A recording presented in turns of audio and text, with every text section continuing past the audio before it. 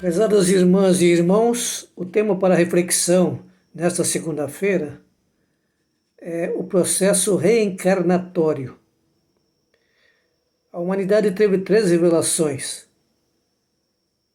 Deus único, informação trazida por Moisés após a sua estadia no deserto por 40 anos. 1.300 anos depois veio Jesus reafirmar a lei, entretanto, nos ensinou a lei com amor. E, a partir de 1857, com o lançamento do Livro dos Espíritos, tivemos a chave daquilo que Jesus não pôde afirmar claramente: reencarnação. E hoje vamos fazer uma reflexão sobre o processo reencarnatório. Algumas crianças birrentas, por vezes, gritam aos pais: eu não pedi para nascer. Realmente, alguns nem têm a possibilidade de pedir, porque tem um reencarne impositivo. E a pergunta é: o processo de reencarnação é regra geral para todos os casos? A resposta dos espíritos maiores para nós é: de modo algum. O processo de reencarnação, tanto quanto das mortes físicas, diferem ao infinito. Existe aquele caso da reencarnação rápida. Exemplo: a mãe tinha um filho anão, surdo e mudo. E ela se questionava: por quê? Assim como o autismo, a idiotia, as enfermidades congênitas estão lá na proposta de Jesus: se teus olhos te causam escândalo, arranca-o. Esses são espinhos na carne que se referia a Paulo para o nosso crescimento espiritual, para a nossa evolução.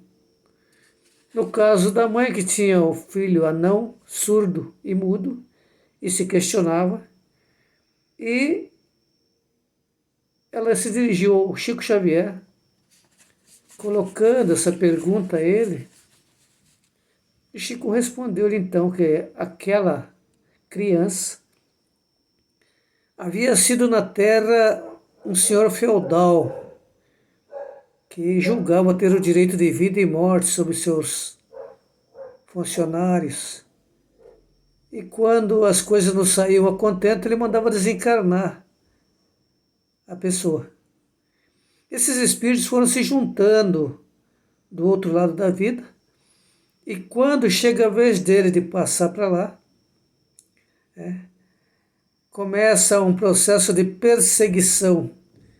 Os espíritos passam a persegui-lo e ele a fugir, e o amor divino permite que a espiritualidade providencie uma encarnação compulsória, ou seja,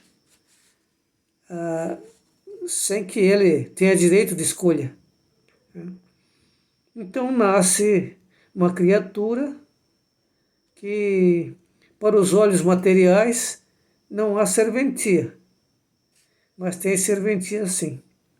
Tudo que Deus faz é justiça. Os perseguidores perdem de vista a sua vítima, entre aspas, e vão cuidar dos seus afazeres, da sua evolução. E aquele que reencarnou permanece aqui entre nós, no planeta, pelo período suficiente para que seja esquecido e daí possa retornar para as escolas espirituais, a fim de, aí sim, poder prosseguir a sua jornada e desfrutar daquilo que tem direito. Uma reencarnação,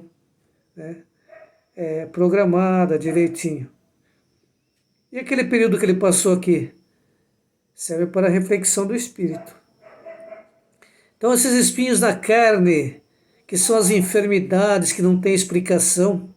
A pessoa nunca fumou, mas tem problema de garganta, pulmão. Nunca tomou alcoólico, mas tem problema de fígado. São os espinhos na carne que nós trazemos pelas nossas incúrias, de outras jornadas por esse planeta. Então, permite uma reflexão para o espírito, para que não haja novamente o ato delituoso. No Livro dos Espíritos, na questão 814, Kardec questiona: por que Deus deu a uns a riqueza e a outros a miséria? E os maiores responderam: para provar a cada um de maneira diferente. A anuência dos pais no processo reencarnatório. Jesus havia informado Nicodemos que o corpo procede do corpo, mas o espírito não procede do espírito. Então, a anuência é justamente por o mesmo tipo de prova que tem que passar os envolvidos. No Livro dos Espíritos, na questão 344, a pergunta é: em que momento a alma se une ao corpo? E a resposta: a união começa na concepção, mas só se completa no instante do nascimento. Os cuidados são extremos pelos espíritos construtores, para que os pais e o reencarnante, futuro filho, reconciliem-se antes da reaproximação pelos laços da carne. É promovido o encontro. Aceitam recebê-lo como filho? Aceita tê-los como pai? Os cuidados são extremos. Além da engenharia orgânica levada a efeito, os construtores espirituais trabalham no sentido de eliminar impedimentos no campo físico e no combate às apreensões dos encarnados para que mantenham bom ânimo para a tarefa que vão assumir de direcionar o reencarnante. Período da gestação, há todo um trabalho da espiritualidade acompanhando. Porque quando a gente vai num velório, no enterro, a gente vê as pessoas seguindo o instinto até o túmulo. Em sentido inverso, de lá para cá não é diferente. Nós somos acompanhados pelos mentores espirituais, pelo nosso anjo guardião e por aqueles que têm simpatia pela gente, torcendo, como nós torcemos por alguém que vai viajar para um país estrangeiro. Então há toda uma tarefa.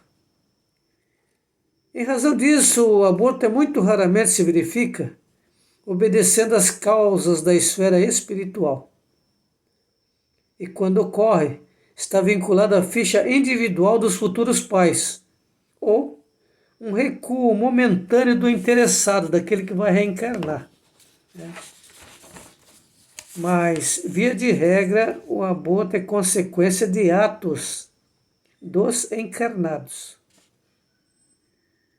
Quanto ao magnetismo do óvulo, lá na questão 354 do Livro dos Espíritos, a pergunta é: como explicar a vida intrauterina? E a resposta é a da planta que vegeta. O homem tem em si a vida animal e vegetal, que se completa no nascimento com a vida espiritual, sendo tutelado até o final da infância aproximadamente, uns mais, outros menos. Então, o espírito tem o período da gestação, nasce a criatura, e ele é tutelado. Por isso, desde a antiguidade, quando a gente vê um quadro onde tem criança, se coloca o anjo da guarda por perto. Todos nós temos o anjo da guarda, só que na medida em que vamos adquirindo o livre-arbítrio, a partir dos 7 anos, adquirindo a nossa persona, a nossa personalidade, o anjo da guarda nos protege quando acionado. Está sempre nos inspirando, mas age sem interferir no nosso livre-arbítrio. Pergunta: há sempre uma programação por trás do nascimento de um espírito?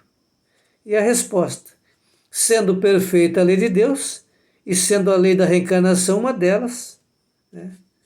No universo tudo é harmonia.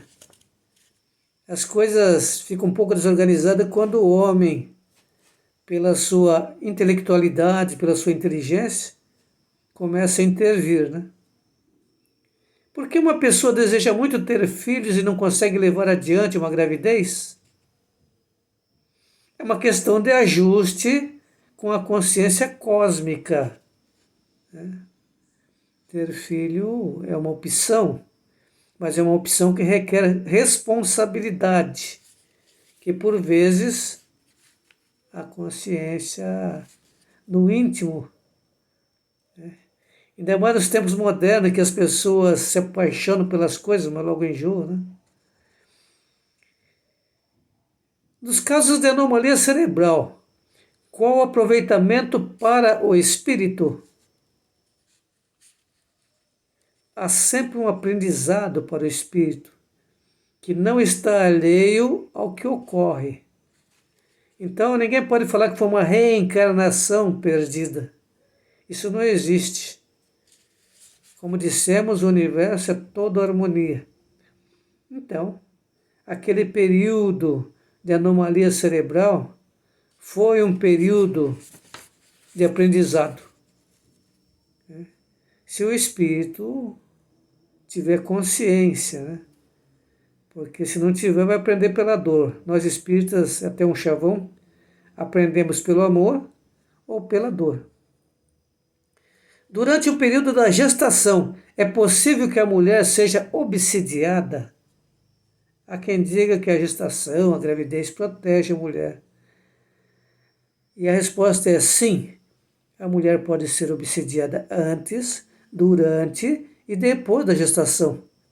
A gravidez por si mesma não a livra dos processos obsessivos, nem leva a entidade perseguidora a afastar-se automaticamente. Se o processo obsessivo já existir, o obsessor é afastado? Os casos devem ser tratados com serenidade, ensinam os maiores da espiritualidade, com compreensão, amor fraterno e prece, não com o objetivo de nos livrarmos da entidade perturbadora para que nos pacifiquemos todos. Não é assim, né? Vai engravidar para se livrar da obsessão, não é assim. Então, é necessário que a gente se harmonize com as criaturas enquanto estamos a caminho com eles, disse Jesus. Pergunta: é possível um espírito reencarnar em pouco tempo dentro da mesma família em que viveu? A resposta é sim. Lá no livro Reencarnação Sem Mistério e outras obras espíritas, diz que sim, pode reencarnar. Há casos variados de reencarnação na mesma família. Quando um espírito está se preparando para reencarnar, ele pode se comunicar numa reunião mediúnica? Em caso afirmativo, como se dá esse processo? E a resposta: a entidade que se prepara para reencarnar pode sim manifestar-se mediunicamente. Tivemos um caso desse narrado no livro Diálogo com as Sombras. Mesmo depois de iniciado o processo reencarnatório, a entidade goza de relativa liberdade, bem como nós encarnados quando o corpo material está dormindo. Há casos de comunicação de pessoas vivas, né? Se ele estiver dormindo, ele pode sim se reencarnar. Ele pode se comunicar numa reunião mediúnica. Todos os reencarnantes trazem uma programação. Isso não seria determinismo? E a resposta é: não existe fatalidade na programação reencarnatória. pelo livre-arbítrio, podemos facilitar ou complicar. Exemplo, nós reencarnamos com a proposta de ir da nossa cidade até a cidade vizinha. Essa é a nossa ficha. Mas a gente pode escolher ir por um caminho, ir por outro, parar no meio do caminho, descansar, né? Protelar a viagem por um tempo, né? A maior parte faz isso, infelizmente, né?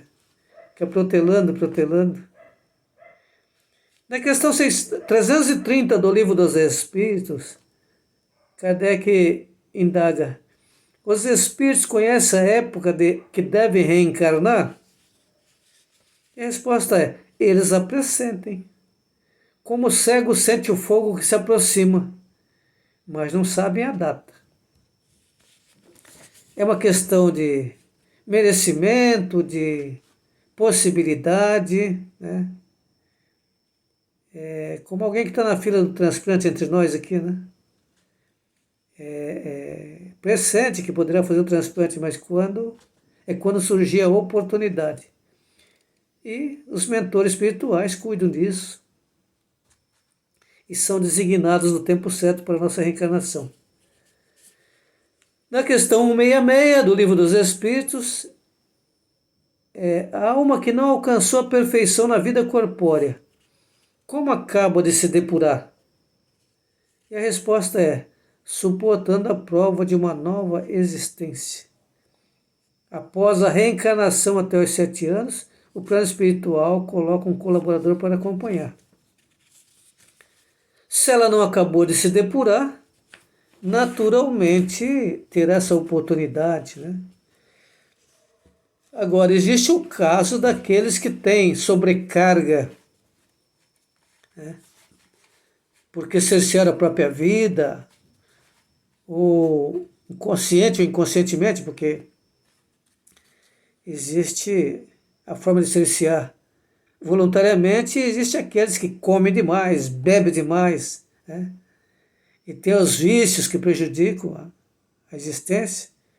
Então esses não só não alcançou a perfeição, como acarretou ainda alguns probleminhas que vai ter que acertar na existência presente.